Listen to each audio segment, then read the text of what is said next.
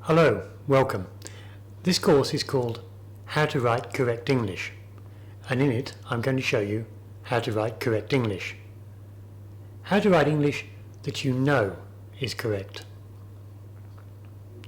This is a course for intermediate level students of English.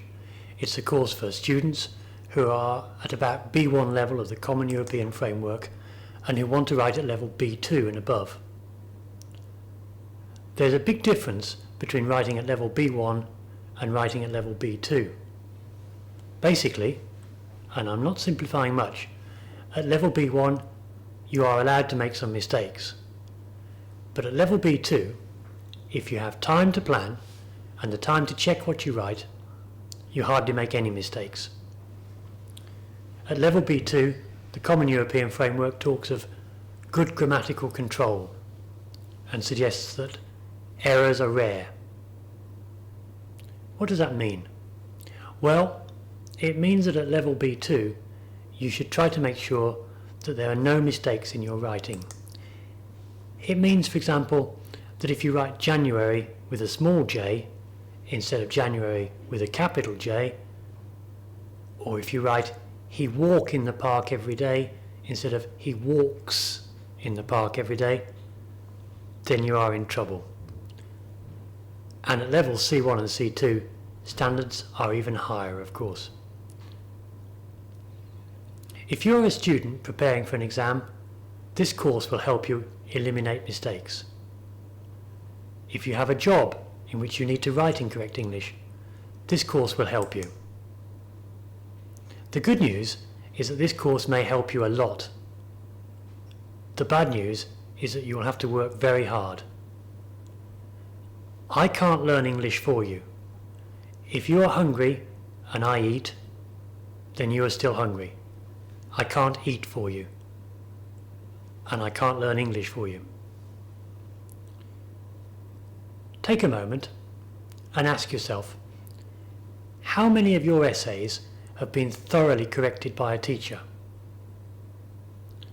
How many essays have you written and given to a teacher, and the teacher has spent 15 minutes carefully detecting and correcting all your mistakes? Teachers work long hours. If they have 30 students in a class and it takes 15 minutes to read an essay, find all the mistakes, make all the corrections, then that is 7.5 hours of extra work for the teacher. So, not surprisingly, there is a tendency for teachers not to ask their students to write essays. That's a pity, because writing and then seeing all the mistakes you make and how to correct them is a very, very, very good way of learning English. Mistakes are learning opportunities. You probably should be writing 2 essays a week and learning from all the mistakes. In this course, you will take advantage of those learning opportunities.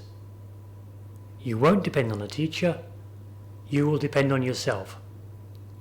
So you can write as much as you like. And I hope to show you that the best correction is self-correction. I will help you. Your course companions will help you. But you will have to do the work. And you will probably have to work in new ways.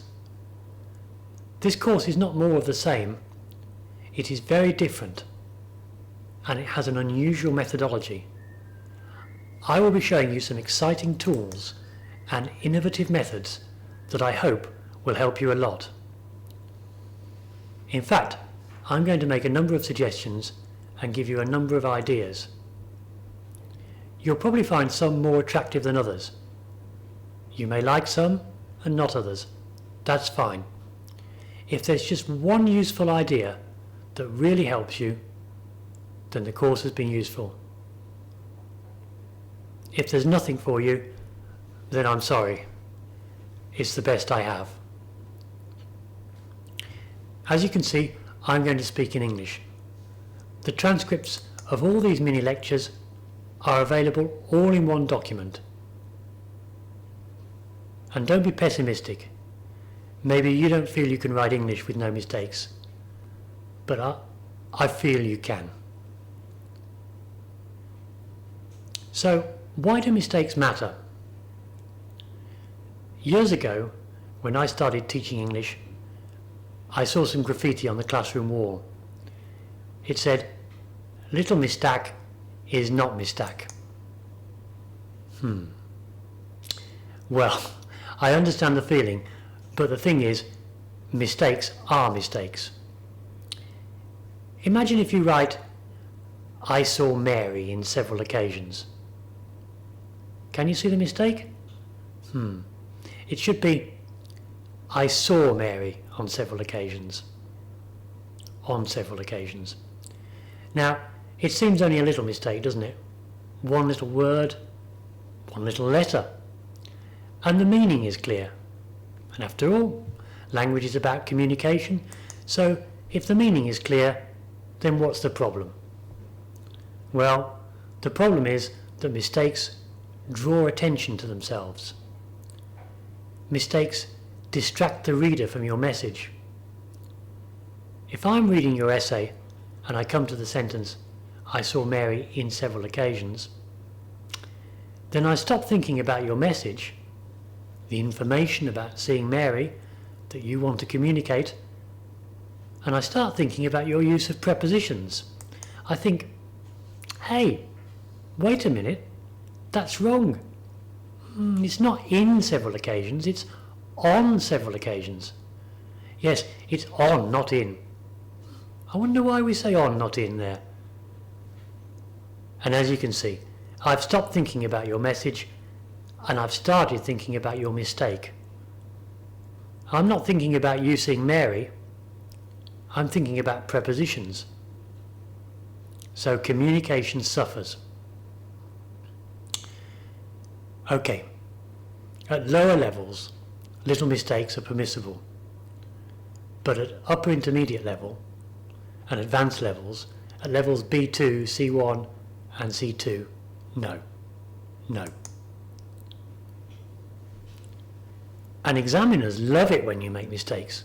They love it. Aha, got you. Why do examiners love it when you make mistakes? Well, it makes their lives much easier. They have dozens, scores, hundreds of exams to mark. They want to decide quickly what mark to give. And mistakes make the job easy. Mistakes are easy to find, they draw attention to themselves, and they are objective. A mistake is a mistake is a mistake. If you make mistakes and the examiner fails you and you complain, you don't really have a leg to stand on. So why do mistakes matter? Because they interrupt communication and because they cause you to fail exams. And there are other reasons for avoiding mistakes, good reasons. A lot of people simply like to do things properly. After all, if a job's worth doing, it's worth doing well.